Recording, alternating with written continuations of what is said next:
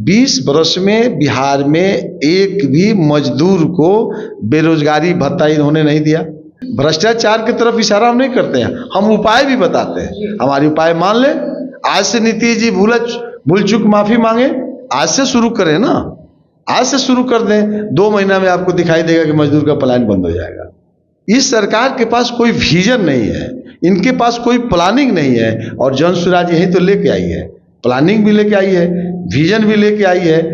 अब की होली और दिवाली बदहाली का आखिरी होली और दिवाली होगा।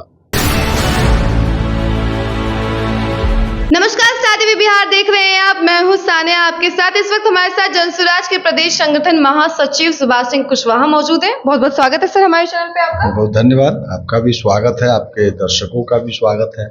तो देखिए, आजकल लालू प्रसाद यादव को लेकर बहुत सारे सवाल उठ रहे हैं। जिस तरीके से एक वीडियो जो है उनका वायरल हुआ था, जिसमें भीमराव अम्बेडकर का जो तस्वीर था उनके पैर के पास रखा हुआ था, जिसके बाद सब तेजस्वी यादव पर ये सवाल उठ रहे हैं और लालू यादव पर ये सवाल उठ रहे हैं कि आखिर ये माफी कब मांगेंगे। 7 दिन से ज्यादा हो गया और अभी तक इन्होंने माफी नहीं मांगा इस वीडियो को लेकर। इस पर आपकी क्या राय है, जन स्वराज की क्या राय है? इसमें हमारी अब राय बाकी क्या है। इसमें जब 7 दिन हो गए, आप सब बात बता ही दिए कि माफ़ी अभी तक वो नहीं मांगे, तो उनसे माफ़ी का उम्मीद भी करना बहुत मुनासिब नहीं है। ये तो उनकी आदत है, तो उस पर बहुत प्रतिक्रिया क्या देना है जी। हमारे नेता भी बोल चुके हैं, उठ रहा है ना कि दलितों का सम्मान। बिल्कुल, इतना बड़ा घटना है ये, तो निश्चित रूप से एक शर्मनाक बात है और इस पर खेद व्यक्त तो करना ही चाहिए। पूरा देश दुनिया देख लिया इस चीज को जी, तो स्वाभाविक है कि इस पर एक लाइन उनको बोल के निकल जाना चाहिए जी। जो भी कहना चाहिए, लेकिन कुछ कहना चाहिए जी। तो अब इसको क्या बोला जाएगा जी। अच्छा, दूसरा सवाल ये है सर आपसे कि देखिए, अभी हाल ही में कैबिनेट की बैठक हुई और नीतीश सरकार ने 6 एयरपोर्ट को पुनर्विकास करने के लिए कहा गया है, उसमें पुनर्विकास होगा। आपको क्या लगता है, ये चुनावी रणनीति है विधानसभा चुनाव से पहले? आपकी किस पे क्या राय है? देखिए, ये लगातार एक एयरपोर्ट का ही मामला नहीं है, लगातार कई विभागों में इस तरह का अब मैटर को देखने को मिलेगा जी। चूंकि अभी तक इन लोगों के द्वारा जो कोई भी महत्वपूर्ण निर्णय लेना चाहिए था जनहित में, गांव गरीब किसान मजदूरों के हित में, वो लोग ये लिया नहीं। तो कभी ये लोग दिखाएगा एयरपोर्ट हम नया बना रहे हैं, कभी एयरपोर्ट में जो है उसका जीर्णोद्धार करके भी आप देख रहे हैं कि दिखाया जा रहा है। तो निश्चित रूप से जो राज्य के अंदर बड़ी ये जो एयरपोर्ट का सुविधा हो या पहले से जो संस्थाएं चले, इसको जीर्णोद्धार होना ही चाहिए, ये तो वाजिब चीज़ है। लेकिन सवाल है कि बिहार को बदहाली से निकालना, बिहार को गरीबी से निकालना, बिहार में पलायन को रोकना, बिहार में बेरोजगारों का जो फौज खड़ा हुआ है इसको रोकना, इस पर नहीं इनको आकर के बोलना चाहिए। इस पर ये लोग कुछ नहीं बोल रहा है। इसलिए जनता के ध्यान को हटाने के लिए जो गांव में जो वाजिब काम होना चाहिए था, उस ध्यान से हटाने के लिए इस तरह का आप लगातार अब रोज देखिएगा, कभी एयरपोर्ट देखिएगा तो कभी कुछ देखिएगा, ये लोग करेगा जी। अच्छा सर, आखिरी सवाल मैं आपसे करना चाहूँगी। देखिए, आपने अभी हाल ही में एक प्रेस कॉन्फ्रेंस में जो बताया है कि आप मनरेगा को सपोर्ट करते हैं और दूसरी तरफ आप उसी पर सवाल उठा रहे हैं कि इसका गलत फायदा उठा रही है, तो आप क्या कहना चाहेंगे कि अगर जन स्वराज सत्ता में आती है तो क्या इसमें बदलाव होगा?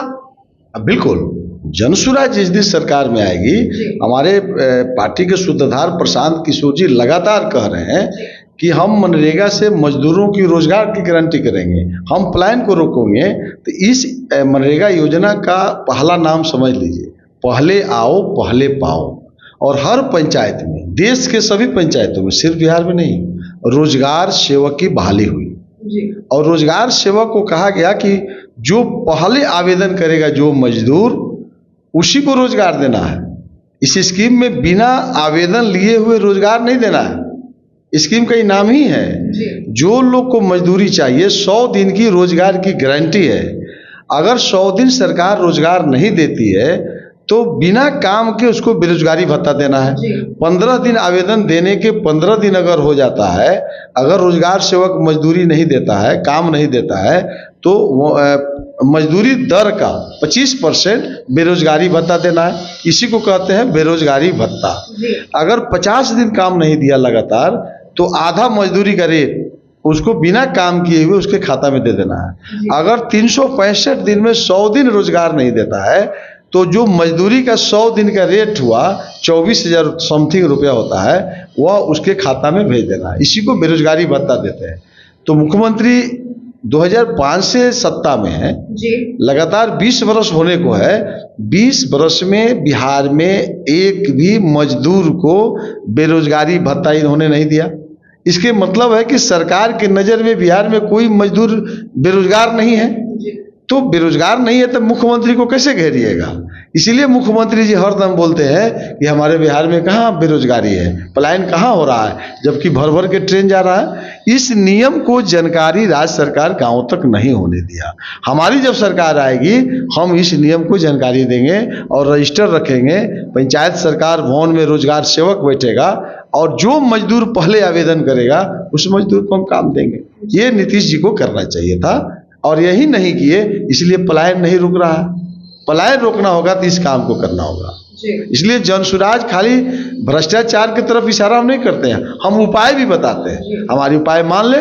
आज से नीतीश जी भूल चूक माफी मांगे, आज से शुरू करें ना, आज से शुरू कर दें। 2 महीना में आपको दिखाई देगा कि मजदूर का पलायन बंद हो जाएगा। अच्छा, अगर वो शुरू कर देते हैं तो क्या पीके जो है वो सत्ता से मतलब कि इस लड़ाई से बाहर हट जाएंगे? नहीं, हम खुश होंगे ना। हम जो बात उठाए कि पलायन को, तो सब लोग आज तो बोल रहे सपोर्ट करेंगे। सब लोग हमारी बात को उठा रहा है। तो आप तो बोल रहे हैं ना नीतीश कुमार को सपोर्ट करेंगे। नीतीश को सपोर्ट करने की बात मैंने कहा। नीतीश जी हमारी बात को लागू करेंगे तो जनता का काम होगा। तो हमारे नेता रोज कहते हैं कि आपने बिजली के लिए वोट दिया तो बिजली लगी, आपने सड़क के लिए वोट दिया, सड़क बनी, आपने राम मंदिर के लिए वोट दिया, राम मंदिर बनी। तो जो काम होगा उसको हम कैसे कह देंगे नहीं बनेगा? हम तो यही कह रहे हैं कि जनता को, बिहार को बदहाली से निकालना, बिहार में मजदूरों को पलायन बंद करना, 100% रोजगार देना, हम लोग उसको बता रहे हैं। आप 1000 आदमी लाइए मेरे पास, प्रशांत किशोर जी को छोड़ दीजिए, हम आज बता देने के लिए तैयार हैं कि रोजगार की कमी नहीं है। तो इसको तो समझना पड़ेगा। प्रधानमंत्री मुद्रा ऋण का समझना पड़ेगा, आपको खादी ग्राम उद्योग को समझना पड़ेगा। इनके पास कोई मंत्री विधायक है जो इसको समझा सके? बिहार में सरकार की रुपया वापस जा रही है। इस सरकार के पास कोई विजन नहीं है, इनके पास कोई प्लानिंग नहीं है। और जनसुराज यही तो लेके आई है, प्लानिंग भी लेके आई है, विजन भी लेके आई है। माने यानी कि जनसुराज के पास हर प्रकार के लोग भी हैं, हर प्रकार का यहाँ काम भी हो रहा है। हमारी सरकार इसीलिए जो है बिहार में बनती हुई दिख रही है। आप देखिएगा, निश्चित रूप से हम लोग सरकार बनाएंगे। और हमारे नेता ने कह दिया है अब की होली और दिवाली बदहाली का आखिरी होली और दिवाली होगा। मैं भी कह रहा हूँ, इसको भरोसे के साथ मान लीजिए आप लोग। हम लोग का इस होली के बाद में हम लोग आ रहे हैं और ये सब चीज देखिएगा जी।